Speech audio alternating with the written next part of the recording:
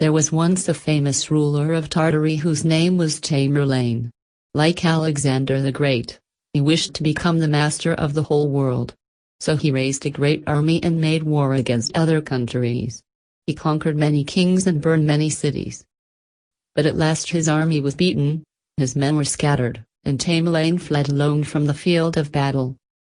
For a long time he wandered in fear from place to place. His foes were looking for him. He was in despair. He was about to lose all hope. One day he was lying under a tree, thinking of his misfortunes. He had now been a wanderer for 20 days.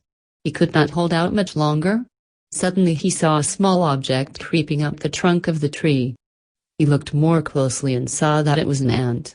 The ant was carrying a grain of wheat as large as itself.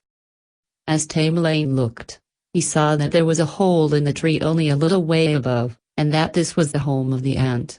"You're a brave fellow, Mr. Ant," he said, "but you have a heavy load to carry."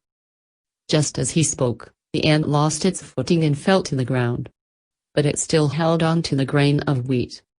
A second time it tried to carry its load up the rough trunk of the tree, and a second time it failed. Tamerlane watched the brave little insect. It tried 3 times, 4 times, a dozen times, 20 times, but always with the same result. Then it tried the 21st time.